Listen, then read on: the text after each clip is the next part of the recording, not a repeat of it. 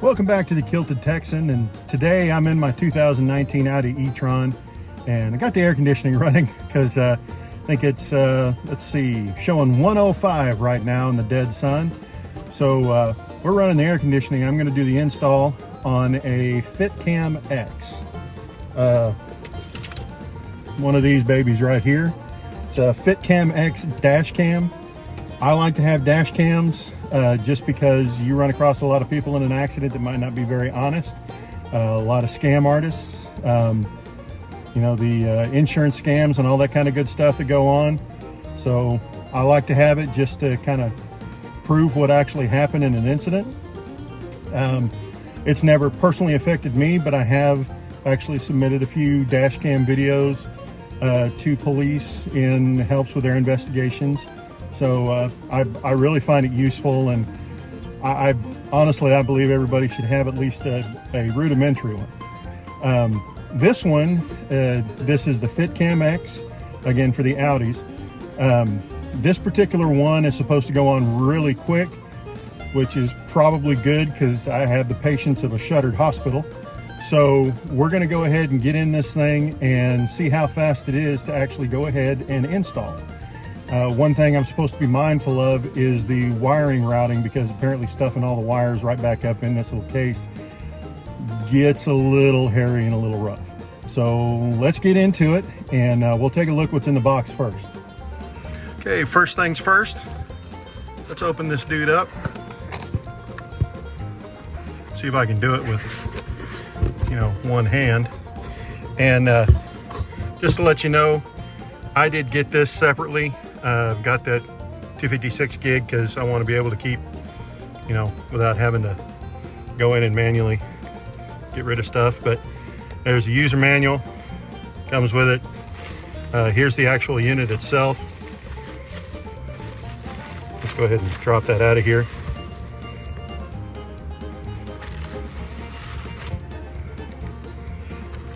So this particular little unit right here plugs in, and it goes right back here. It actually replaces that case, that casing right there, and that's where all the wires have to be kept.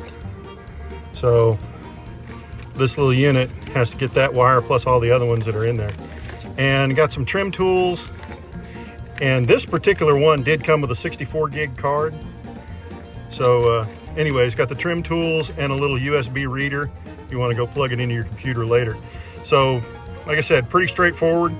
Theoretically, all we have to do is snap that other case off, pull a wire, place this wire in between it, and we should theoretically be good to go. So we'll see exactly how fast that goes. All right, well, let's see if we can get this out of here.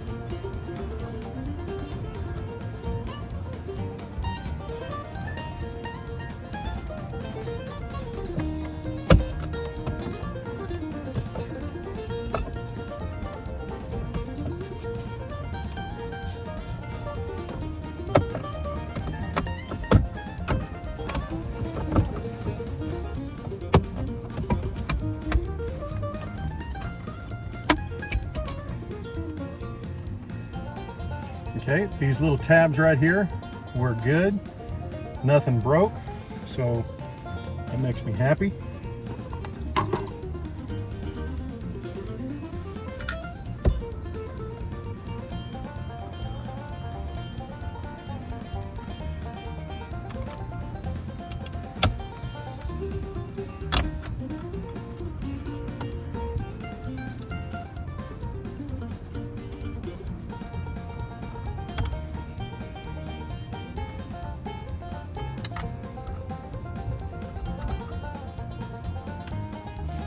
We'll break out a little bigger tool here, and we'll see if we can get this sucker out of here.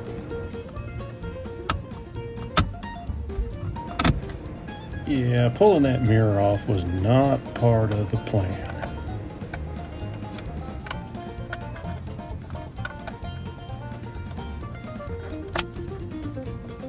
Just a point of order, the wire that you actually need to put in the camera is the one that goes to the mirror mount, not the mirror, not the one I'm fiddling with right there. The wire that comes out of the back of the case of the FITCAMX itself actually intercepts that top wire. It goes, basically fits in between the mirror mount and that wire. All right, so we got that off.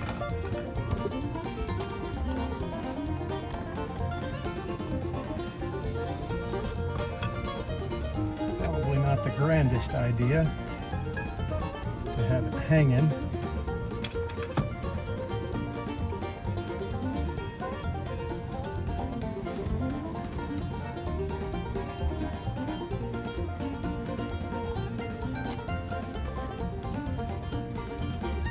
So we'll just go ahead and put that mirror back on the line and pull that other wire, and it just kind of pulls straight out. There's no, doesn't look like there's a clamp or anything on it that actually holds it in place.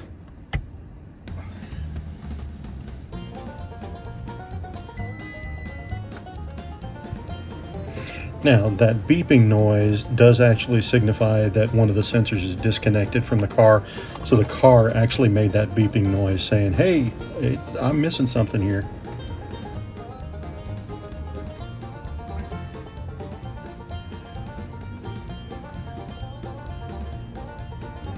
And as you can see there's an awful lot of thick wire that needs to be kind of jammed up in that front little casing, and it's a little difficult to route all that through, and you'll see it's a tough deal to do that.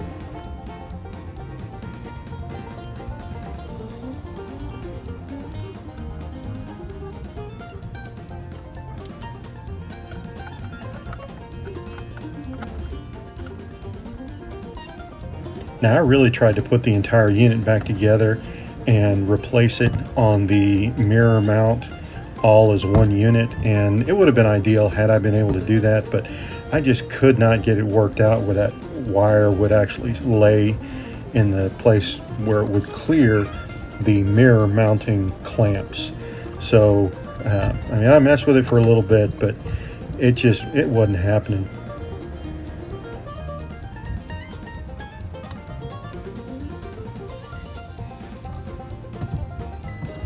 So at this point, we just go ahead and take everything back apart and get that mirror back up in place and get her locked in. And she takes a little bit of force to get kind of twisted in there right, but you kind of start off slightly to one side and then kind of notch it into place. And like I said, it does take a little bit of force to notch in there.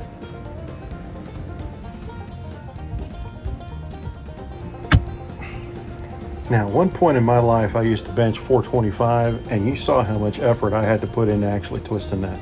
So you know that was a tough cookie, and she's in there tight.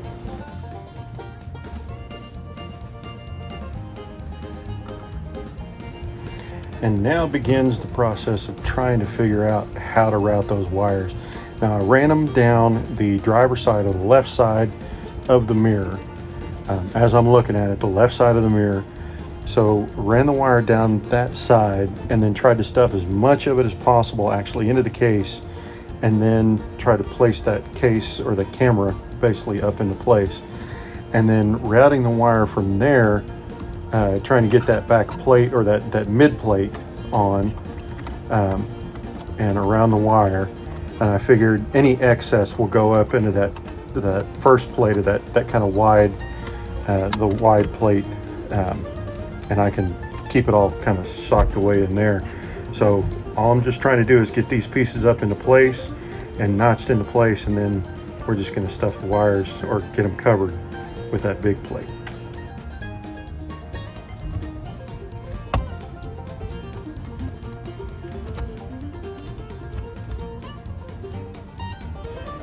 Now, there are some clips on the front of this mid plate that actually hook into the camera case. So together they will actually clamp together and hold that as a single unit. And then you can pop that big wide back plate on top. And of course, be very mindful of the wires and the way that they're actually routed up there, because they do take some finagling to actually get them in there to stick.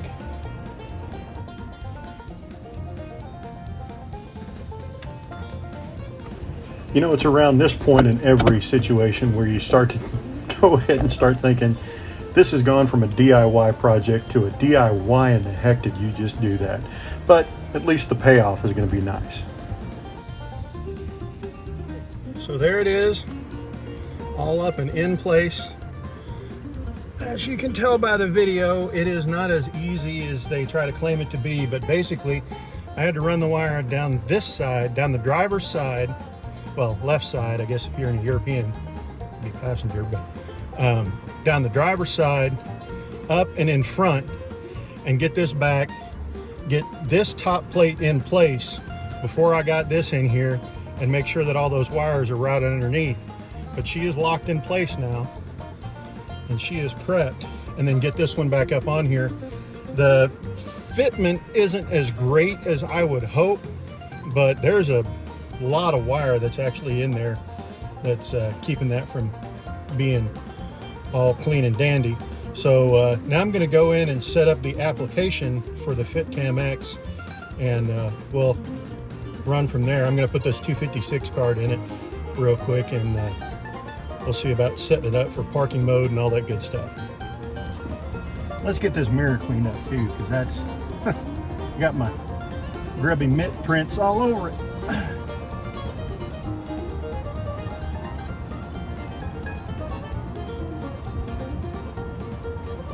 Man, getting that in there is like trying to put a 10-armed toddler in a car seat.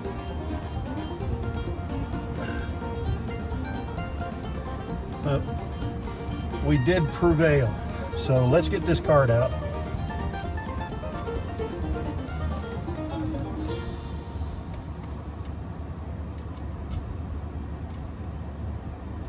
We'll put that card, well, apparently it faces back into the cabin.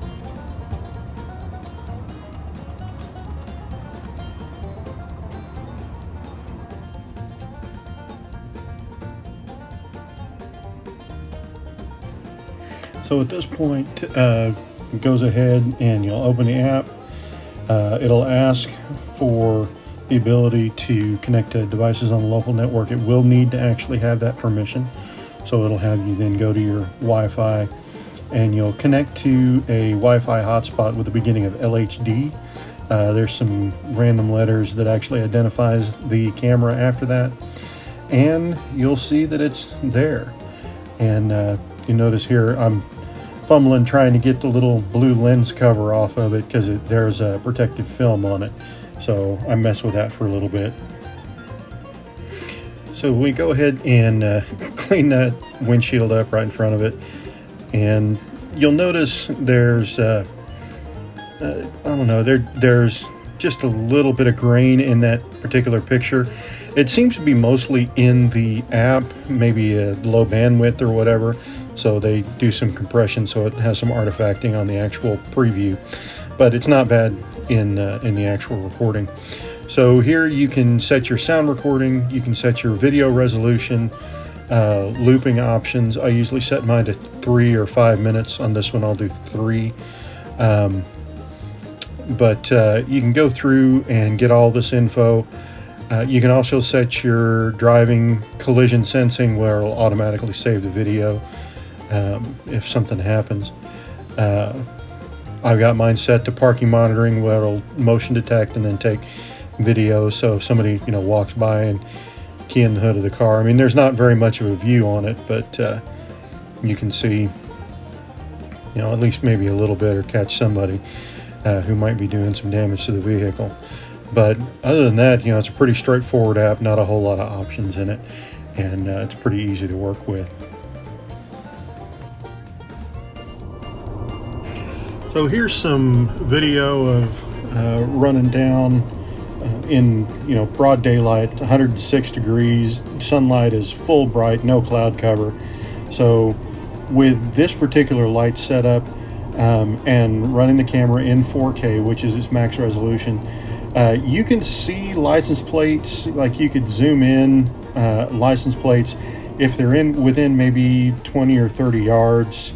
Other than that, they start to kind of blur out. So you can, if my recommendation is that if you do get into an incident of some sort, have the audio running, and make sure you go ahead and read the plate aloud. Here's some video of at night, just with street lighting and the headlights illuminating. It's pretty decent. Again, same thing with license plates. You're not going to read them if they're more than a few yards away. And this is when we start getting away from the street lights, and you still got a lot of ambient light from the buildings and such like that. But I guess a couple of problems I have. I don't like the fact that it doesn't have GPS. I don't like the fact that it doesn't track speed and things like that.